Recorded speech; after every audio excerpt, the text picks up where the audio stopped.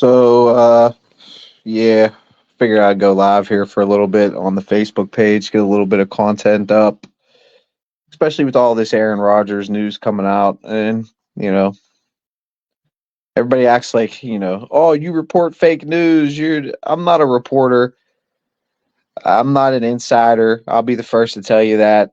But I've been a fan of the team for my whole entire life. And I think I have a good gift of foresight in predicting how a lot of these scenarios go. I've been watching this team my whole entire life. I've been covering this team for years now and how they do business in the offseason, how they normally do business. And before this season ended, I basically predicted and called that Aaron Rodgers is probably going to wind up in Pittsburgh if the New York Jets move on from Aaron Rodgers. And they decided to move on from Aaron Rodgers. They released him. They still have to pay him a ton of money. And now the Steelers, reported by KDK, Pittsburgh did not offer a contract to Russell Wilson. Reported by KDK, Pittsburgh did not offer a contract to Justin Fields. And they bring back Mason Rudolph, a guy this coaching staff has passed over multiple times. And now they're sitting here trying to come out front and tell you that they're comfortable with Mason Rudolph. They signed Mason Rudolph to a backup deal, and that's what their plan is with Mason Rudolph, is a backup deal. And obviously, in my opinion, with this team who's flush in salary cap, the most flush they've been in years in the offseason in terms of salary cap, to where they can actually go out there and be aggressive in free agency and bring in talent to help this team get over the hump. Seems like they're sitting on their hands waiting on Aaron Rodgers right now. You could say that's not their plan. All Tomlin's not going to put their plan out there. I mean, if if you're not blind to see what's going on here, I mean, this is the plan, man. You're not, as an organization, going to bring back a quarterback that you passed over multiple times, allow Justin Fields to walk, who is a better quarterback than Mason Rudolph, has a better career than Mason Rudolph. There's nothing that you can show me that Mason Rudolph has done in his career better than Justin Fields. There's nothing you can show me that Mason Rudolph has done better in his career than Russell Wilson. Russell Wilson is a future Hall of Famer. You could say he's washed up, but I'd rather have a has-been than a never was. And that's what Mason Rudolph is a never was, a player who's never even started an entire season in his career in the NFL. And so as the Pittsburgh Steelers organization, I don't believe that's a good strategy to come out here and say that you're comfortable moving forward with a guy who's never even completed a full season, when you could have brought back a future Hall of Famer in Russell Wilson for, in my opinion, in today's quarterback market, $20 million. That's a very cheap contract for a quarterback like a Russell Wilson. Especially Daniel Jones is making $30 million. Trevor Lawrence is making $50 million. And some of these quarterbacks that aren't that good are making major money right now. So to me, this is what the plan is for the Pittsburgh Steelers, is they're all in on Aaron Rodgers. They're sitting on this $40 million and waiting for Aaron Rodgers to, sign the dotted line. And in my opinion, I think the deal is basically already been, it hasn't been made, it hasn't been finalized yet, but Aaron Rodgers people are sitting down with Omar Khan's people, in my opinion, every day right now, and they're just working out the details. It's been reported that the Steelers offered Aaron Rodgers a one-year deal. So maybe Aaron Rodgers' camp is coming back to the Steelers saying, hey, we don't want a one-year deal. We think we still have 2 years left in the tank.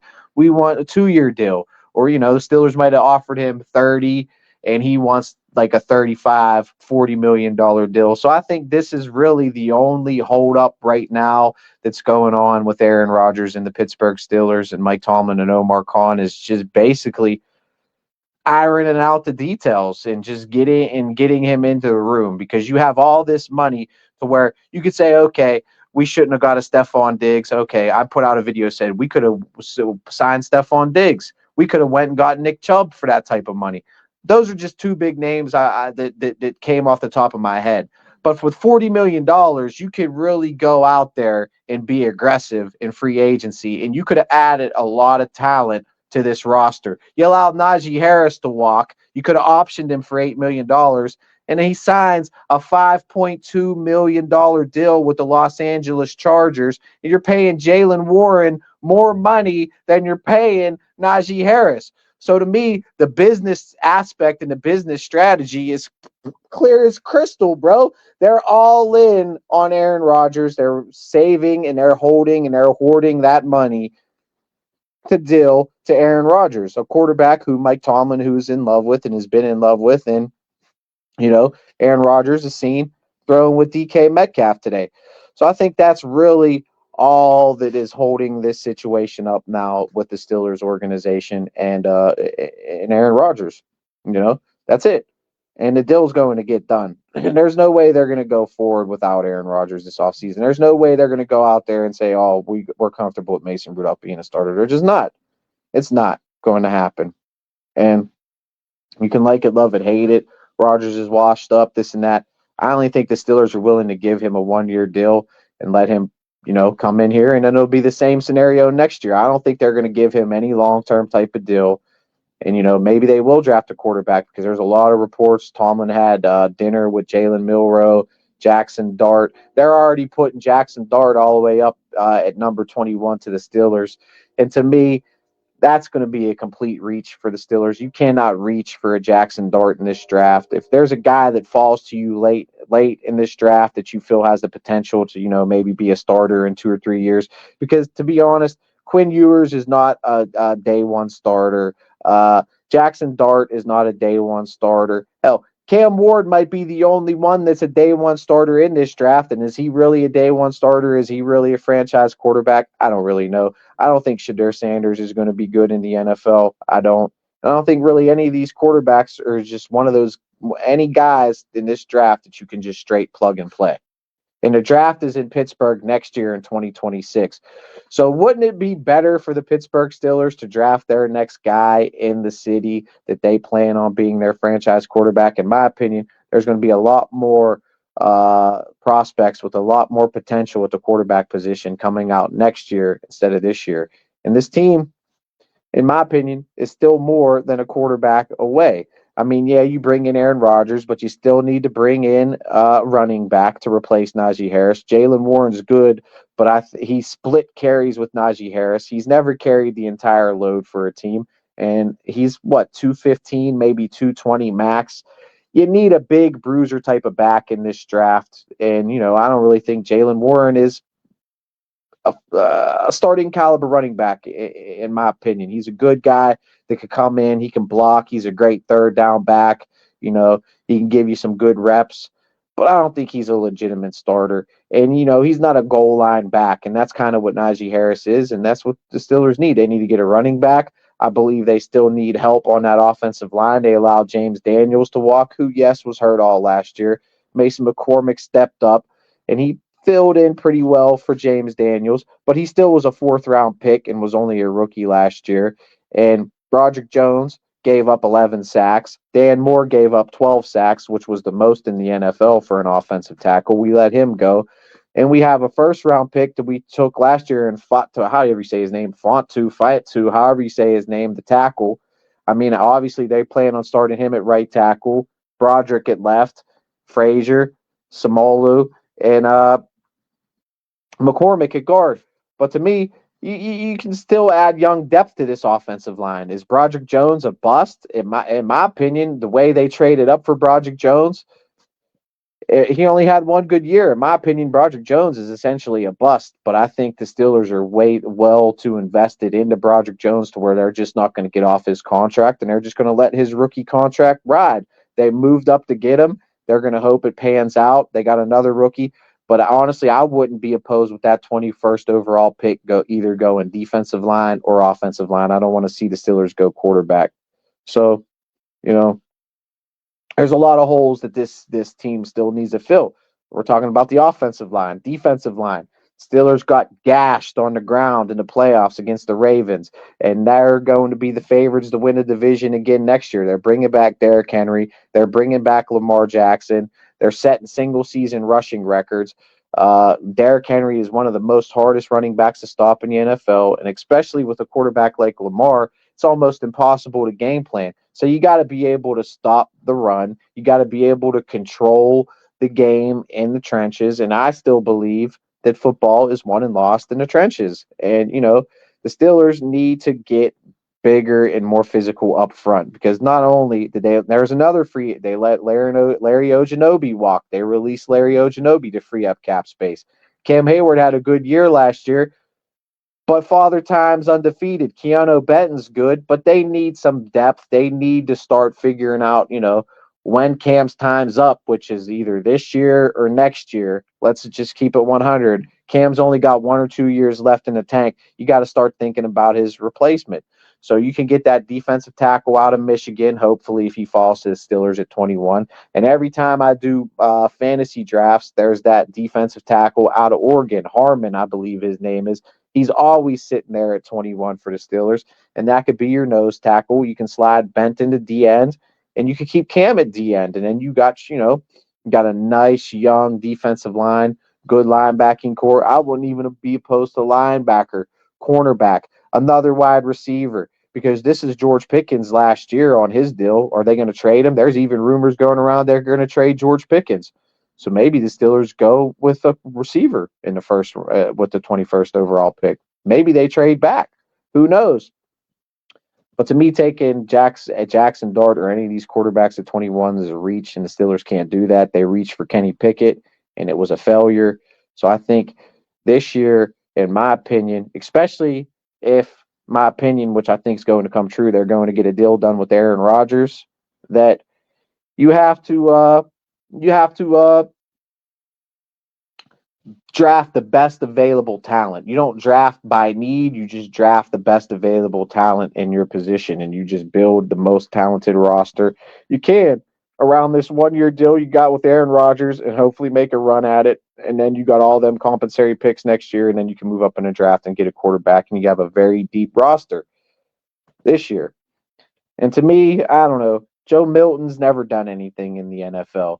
If you're going to let Justin Fields walk, you can't show any faith in Joe Milton. What has Joe Milton done? They could have drafted him. What has he done in the NFL? Mason Rudolph, I'm sitting here saying you can't sit here and tell me that Mason Rudolph has done anything better than Justin Fields, because he hasn't. You can't tell me that Mason Rudolph has done anything better than Russell Wilson, because he hasn't. Hell, you can't tell me that Joe Milton has done anything better than Mason Rudolph in his career. You might not even be able to tell me that Joe Milton has done anything better than Kenny Pickett in his career. So that's not the way the organization is going to go, and I don't think that's the way that they can go, is going with an unknown person who has never even started a full entire season in the NFL, especially when you had Russell Wilson basically we're on our knees right now begging and kowtowing to Aaron Rodgers. That's what Russell Wilson was doing, and begging and pleading and wanting and wishing and hoping that he could have came back with the Pittsburgh Steelers for another year. And it was a very reasonable deal that he signed with the New York Giants. So you don't let a guy like that walk to replace him with a guy who's never even started a full entire season in his career, and tell me that you're comfortable with that being your week 1 starter. You can't tell me that with a straight face. That's blatant BS from Tomlin. I'm sorry. It's blatant BS. It is.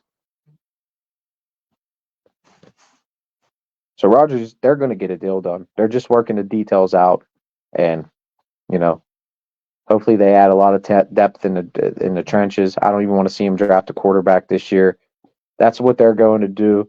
Do I totally agree with it? No. I always thought Mason Rudolph was a good quarterback. All the Steeler fans said I was crazy when I said Kenny Pickett was a reach. We should have just rolled with Mason Rudolph, let him bridge a gap, give him that chance. That 4 or 5 years ago, drafted around him. Now it's like we're moving backwards.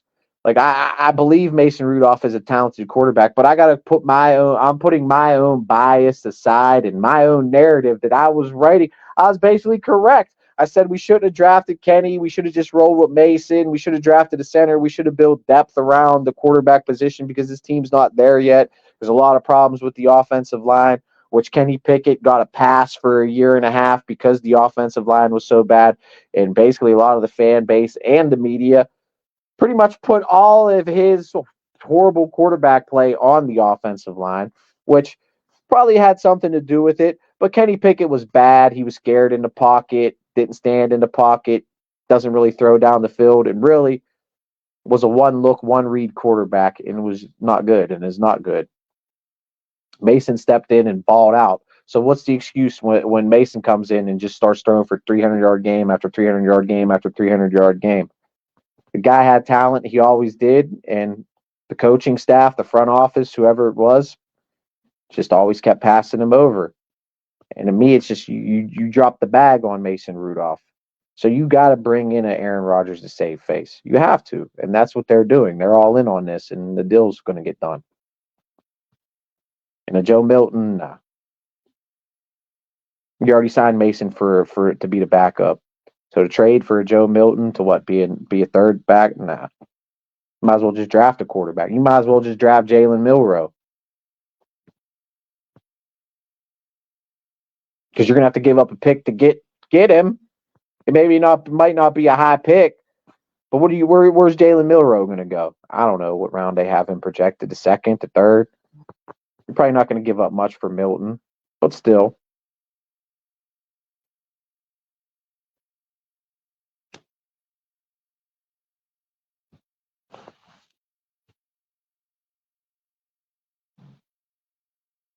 Probably do better if I could just go live direct from Facebook.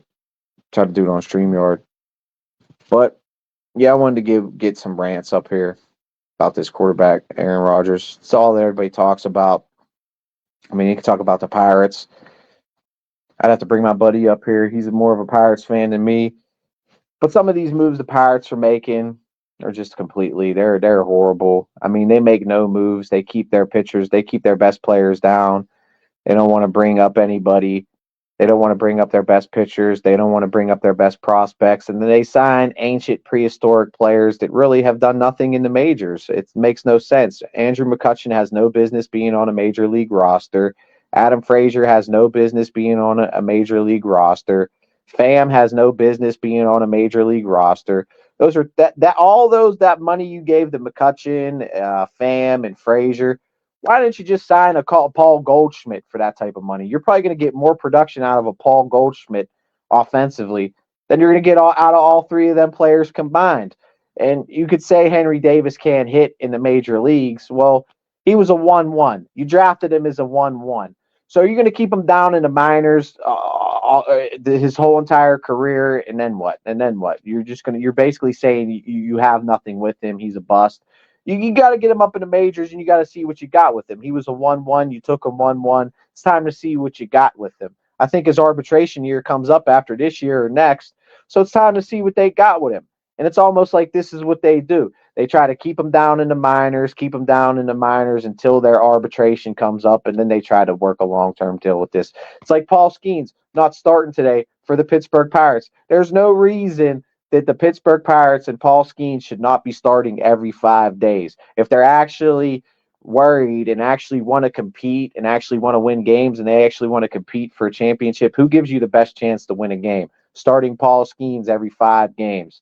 There's no excuse not to start him every 5 games. What are you saving him for? The Yankees, to when you trade him, and when he actually does go to arbitration and he gets a deal that you're never, ever going to shell out that money to him ever in a million years, Bob Nutting, you're going to pay him. You're going to trade him.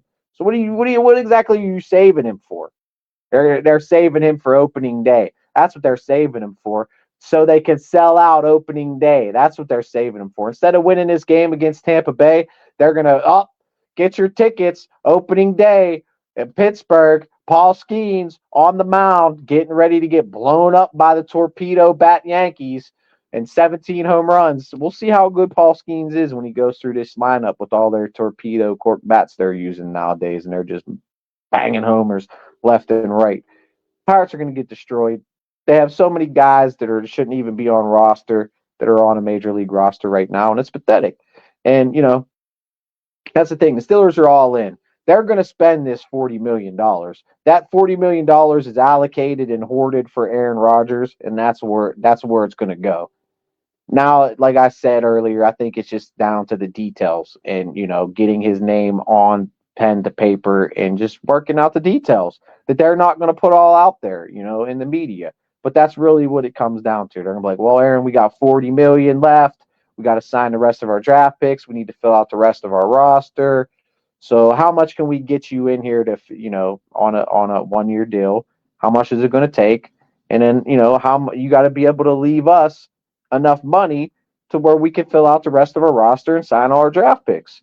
So that's really is the only thing that's holding this up. It's just the details, little minor little details before his pen actually goes to paper and it's official. But I think it's pretty much unofficial, just not official yet. And Bob Nutting, there's no excuse that 15 years ago, that's all you hear about in the news media today is inflation is sky high. Inflation is sky high. Yet he's spending less than he was 15 years ago. There's no reason a top 10 richest owner in the Major League Baseball. I understand we're a small market and you're not ever going to be able to spend as much as the New York Yankees. You're never going to spend as much as the Los Angeles Dodgers. You're never going to spend as much as the New York Mets. You're never going to spend as much as these big market teams. But there's no excuse to why you're a top 10 richest owner in baseball. I think one of the richest owners in all of sports, actually, not just baseball. But I know that for a fact. He's top 10 richest owner in baseball. Can't field $100 million out there. It should be a floor. There should be a salary floor for all MLB owners. Yeah, the MLB PA is not going to agree to a salary cap, especially the way the Yankees go out and shell out some of these contracts to these players. Why would the MLB's Players Association agree to a salary cap? They wouldn't agree to that. But a salary floor, there's no reason a major league franchise cannot, all 30 teams in the major leagues cannot field a goddamn $100 million. There's no reason they couldn't have went out there and got a Goldschmidt, one of their biggest positions of need, and they lacked. They got rid of a starting pitcher in their rotation for a first baseman who's done nothing in the majors and they knew was hurt. So they traded a starting caliber pitcher for a first baseman who's like, a 230 hitter, hasn't even started a full season in his career, and they knew was hurt and is going to be hurt for basically the whole entire year. So that's just blatant mismanagement on the Pirates front office. And Derek Shelton, he's just terrible. He's terrible.